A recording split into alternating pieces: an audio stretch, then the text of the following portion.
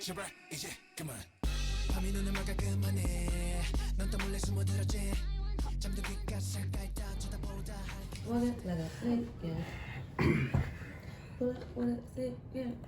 Ready to start whenever you are. I got options. I just had to let you know that. I heard the song. No, I'm letting you know. Oh, okay. Yes. Our channel is Brielle and Seth, and we're back again with the Hollywood reviews. And today we'll be reviewing Obsession. What's the name of that one? I think it's called the Sixth Album. Yeah, that's what it's called. The Sixth Album. That's what it's called. So today we'll be reviewing that album, and as usual, we have 5 categories. Can we name them? Sure. Okay.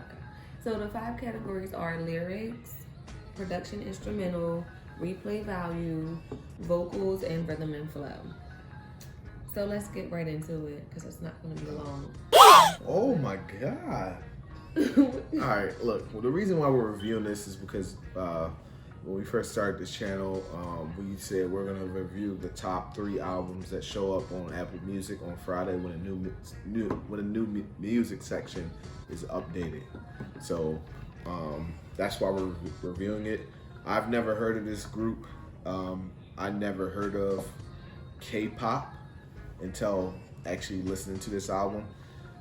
But after the first track, I could easily figure out that K-pop stood for Korean pop. Well, that's why I didn't have any verification on that, but I'm pretty sure that's what it stands for. If I would have known that, I probably would have skipped it just because I don't like to review music that I can't understand because it's kind of hard for me to review it. It's like an automatic low score for lyrics. So let me start with the lyrics. Some of the lyrics were in English, some weren't, but the ones that were in English, it were very generic lyrics, and that's probably because obviously they're Korean, so English isn't their first language, so they probably don't know that many words in English or just don't care to really make it in English because they don't speak, that's not their first language. So for lyrics, for what I could understand, I gave it a 4. It just, again, it was very generic type of pop songs where, you know, very generic shit like "I love you, baby," and little, like, little generic shit. Like, so I gave it a 4. What'd you give it for lyrics? I gave it a 5. Okay. Hey, you better. That's like the first time I ever went lower than you, I think. Okay, so let's go. I felt like even though the songs were mostly Korean songs, once you, I think it was maybe like you said, once you heard the first song, you kind of get what the vibe was going. So I kind of just pretty much assumed, like, because they had English every now and then, I'm like, oh, this song was about whatever. This song was about whatever. Yeah. So, like, it's basic. So I just gave it a 5. Okay. For production, I gave it an 8. I feel like that was the highest point of this album. It was very poppy and very, like, it seemed a little bit like kind of like that Jack Jones album we did, where it was like just kind of like house music, but not really, but just really poppy. Yeah, like just really poppy music that you would probably hear somewhere like a white club or something, I guess. Or maybe in a Korean club since it's Korean, but like as far as the beats and the melodies of it, it sounded like if you put some English over it, it could be something that. Something like Yakitori.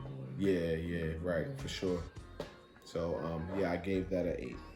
For production and instrumental, I gave it a 5. It didn't really take me nowhere. It was just basic.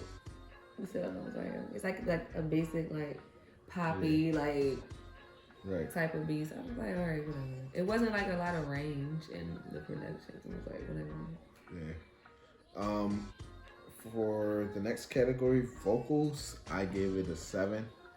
I feel like on some of the tracks, the people that were on there, they could sing, even though I couldn't understand what they were saying, but like you could hear like and like the strength of some of the voices that some of them could actually sing.